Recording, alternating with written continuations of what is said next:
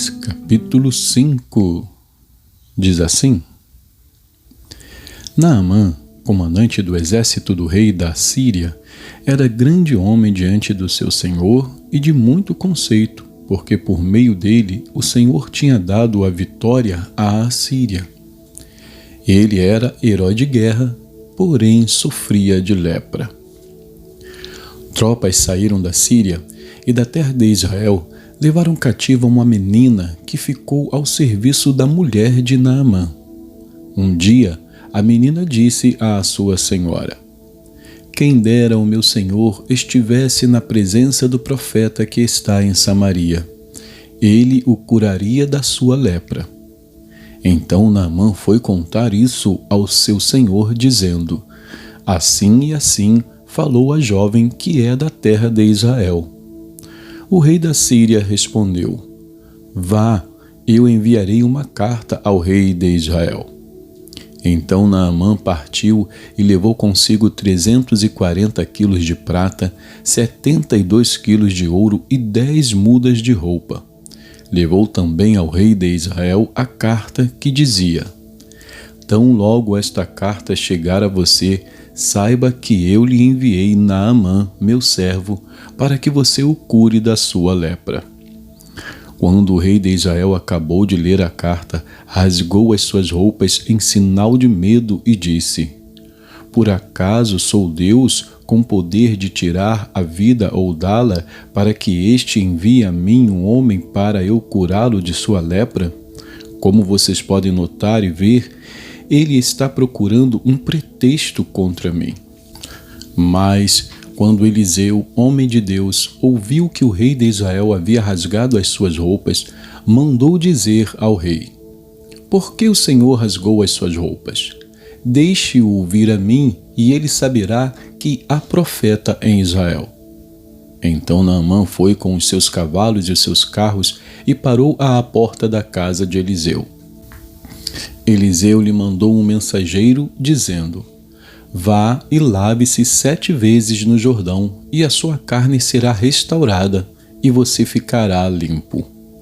Mas Naamã ficou indignado e se foi, dizendo: Eu pensava que ele certamente sairia para falar comigo, ficaria em pé, invocaria o nome do Senhor, seu Deus, passaria a mão sobre o lugar da lepra e restauraria o leproso. Por acaso não são Abana e Farfar, rios de Damasco, melhores do que todas as águas de Israel? Será que eu não poderia me lavar neles e ficar limpo? Deu meia volta e foi embora muito irritado. Então os seus oficiais se aproximaram e lhe disseram: Meu pai, se o profeta tivesse dito alguma coisa difícil, por acaso o Senhor não faria? Muito mais agora que ele apenas disse: Lave-se e você ficará limpo. Então Naamã desceu e mergulhou no Jordão 7 vezes, conforme a palavra do homem de Deus. E a sua pele se tornou como a pele de uma criança e ficou limpo. Depois ele voltou ao homem de Deus, ele e toda a sua comitiva. Veio, pôs-se diante dele e disse: Eis que agora reconheço que em toda a terra não há Deus a não ser em Israel. E agora, por favor, aceite um presente deste seu servo. Porém ele respondeu: Tão certo como vive o Senhor, em cuja presença estou, não aceitarei nada. Naamã insistiu com ele para que aceitasse, mas ele recusou. Então Naamã disse: Se você não quer, então peço que seja permitido a este seu servo levar 2 mulas carregadas de terra, porque este seu servo nunca mais oferecerá holocausto nem sacrifício a outros deuses, a não ser ao Senhor. Mas que o Senhor Deus perdoe o seu servo uma coisa: quando meu senhor, o rei, entrar no templo de Rimom para lhe adorar, e ele se encostar no meu braço, e eu também tiver de me encurvar no templo de Rimom, quando assim me prostrar no templo de Rimom, que o Senhor Deus perdoe este seu servo por isso. Eliseu lhe disse: vá em paz. Quando Naamã tinha se afastado certa distância, Geazi, o servo de Eliseu, homem de Deus, disse consigo: eis que meu senhor foi generoso demais com este sírio Naamã, recusando o que ele trazia. Mas, tão certo como vive o Senhor, vou correr atrás dele e receberei dele alguma coisa. Então Geazi correu atrás de Naamã. Quando Naamã viu que alguém vinha correndo atrás dele, saltou da carruagem para ir ao encontro dele. Então perguntou: está tudo bem? Ele respondeu: sim, tudo bem. Meu senhor me mandou dizer: eis que agora mesmo vieram da região montanhosa de Efraim 2 jovens que fazem parte do grupo dos discípulos dos profetas. Por favor, dê-lhes 34 quilos de prata e 2 mudas de roupa. Naamã disse: tenha bondade de levar 68 quilos. Insistiu com ele e amarrou 68 quilos de prata em 2 sacos e 2 mudas de roupa. Pôs isso sobre os ombros de 2 dos seus servos para que o levassem à frente de Geazi. Quando ele chegou à colina, pegou os sacos que os servos traziam e os depositou na casa. Então despediu aqueles homens que se foram. Ele, porém, entrou e se pôs diante de seu senhor. Eliseu perguntou: de onde você vem, Geazi? Ele respondeu: este seu servo não foi a lugar nenhum. Porém Eliseu disse: você acha que eu não estava com você em espírito quando aquele homem voltou da sua carruagem para encontrar-se com você? Será que esta era a ocasião para você aceitar prata e aceitar roupas, olivais e vinhas, ovelhas e bois, servos e servas? Portanto, a lepra de Naamã se pegará a você e à sua descendência para sempre. E Geazi saiu da presença de Eliseu já leproso, branco como a neve. Vamos a Ezequiel. Ezequiel, capítulo 48. Ezequiel 48 diz assim: são estes os nomes das tribos. Desde a parte extrema do norte, via Etlon até a entrada de Ramate, até Azar-Enon, o limite norte de Damasco, até junto de Ramate, e desde o lado leste até o oeste, Dan terá uma porção. Limitando-se com Dan desde o lado leste até o lado oeste, Azer terá uma porção. Limitando-se com Azer desde o lado leste até o lado oeste, Naftali terá uma porção. Limitando-se com Naftali desde o lado leste até o lado oeste, Manassés terá uma porção. Limitando-se com Manassés desde o lado leste até o lado oeste, Efraim terá uma porção. Limitando-se com Efraim desde o lado leste até o lado oeste, Ruben terá uma porção. Limitando-se com Ruben desde o lado leste até o lado oeste, Judá terá uma porção. Limitando-se com Judá, desde o lado leste até o lado oeste, ficará a região sagrada que vocês devem separar. Terá 12,5 km de largura e o mesmo comprimento que o das outras porções, desde o lado leste até o lado oeste. O santuário estará no meio dela. A região que vocês devem separar ao Senhor terá 12,5 km de comprimento e 5 km de largura. Esta região sagrada será 2 sacerdotes. Terá ao norte 12,5 km, a oeste 5 km de largura, a leste 5 km de largura e ao sul 12,5 km de comprimento.